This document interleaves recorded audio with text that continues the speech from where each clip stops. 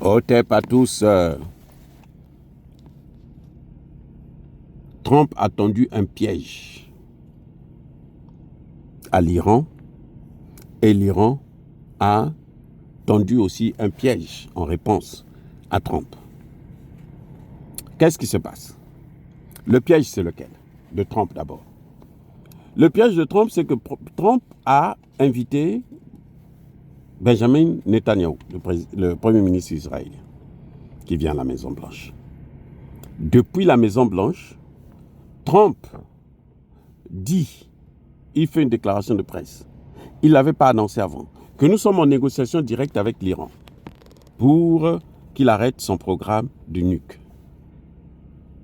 Nous négocions directement, pas avec des intermédiaires, directement.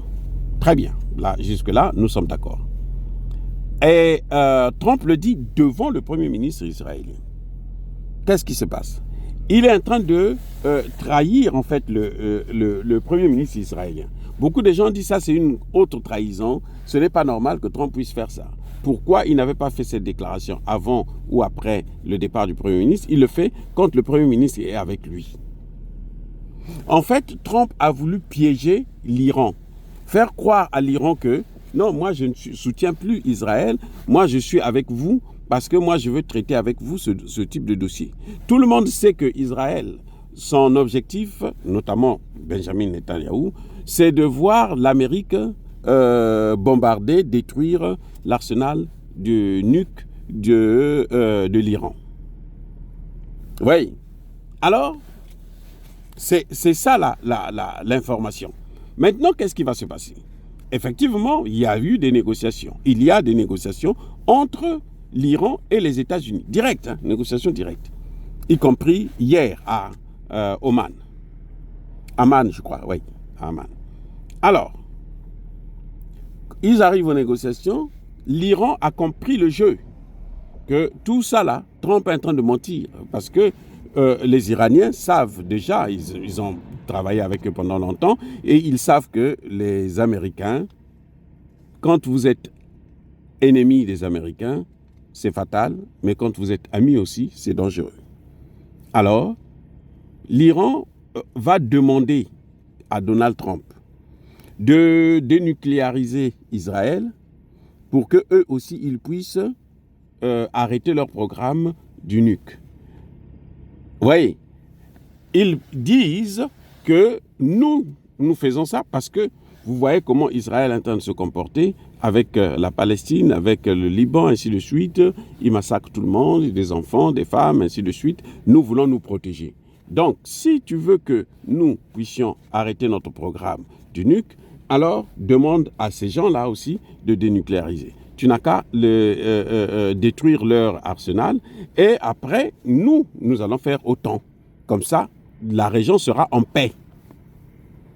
Réponse de Donald Trump par la voix du secrétariat d'État américain que non, l'Iran n'a pas le droit de donner des ordres, de indiquer aux États-Unis comment ils doivent gérer leur pays, qu'est-ce qu'ils doivent faire. En quelque sorte, Donald Trump, comme je l'ai toujours dit, pense qu'il a une mission divine de gouverner le monde. Et ça, c'est faux. C'est une illusion. Personne n'a le droit de gouverner le monde en dehors de Dieu. C'est Dieu qui gouverne le monde, ce ne sont pas les hommes. Donc, M. Trump devrait plutôt se calmer un peu et adopter le profil bas. Tu veux négocier? Négocie sincèrement. Ça, c'est le manque de sincérité. Parce que donner une telle réponse à quelqu'un qui pose un problème réel, ça n'a aucun sens. Puisque la Russie fait la même chose. La Russie a attaqué l'Ukraine parce qu'elle voulait assurer sa sécurité.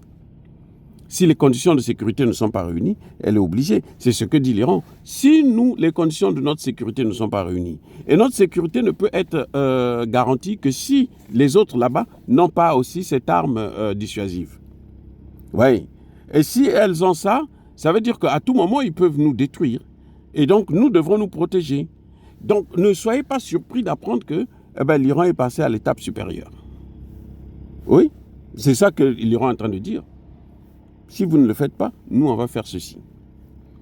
Au lieu de négocier correctement, avec plus de sincérité, ils disent que non, toi, tu n'as pas le droit de nous dire quoi que ce soit. C'est la même chose que Trump a dit aux pays victimes de ces tarifs douaniers, que vous n'avez pas le droit d'agir. La Chine n'a pas le droit de riposter. Elle doit seulement subir nos sanctions. Mais ça, c'est fini, le monde unipolaire.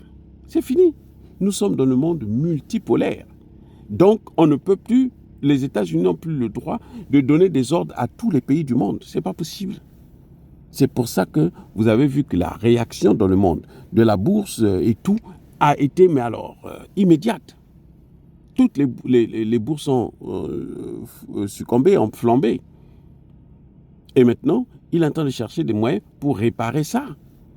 C'est pour ça qu'il a donné un moratoire de 90 jours. Mais ça n'arrange pas les choses parce qu'après 90 jours, qu'est-ce qui va se passer? Personne ne sait. Vous voyez?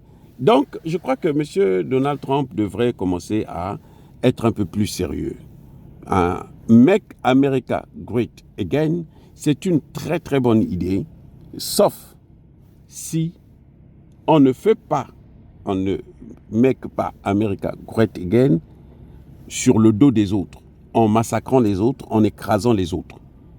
Il faut le faire avec respect des droits de l'homme, respect de la souveraineté des États, respect des autres États, même les plus faibles, pour que vous puissiez être grand. Ce n'est pas parce que vous allez écraser les autres que vous serez vraiment grand. On va vous craindre, c'est sûr. Vous allez faire peur, c'est clair. Mais vous ne serez pas une grande puissance qui va avoir la confiance de l'humanité tout entière. Déjà, cette confiance, elle est en train de s'effriter de plus en plus. C'est pour ça d'ailleurs qu'il y a la dédollarisation. Et donc, pour rattraper cela, il faut prendre des mesures plus sérieuses et plus sincères, allant dans le sens de la paix et de la dignité de tout le monde. Soyez bénis.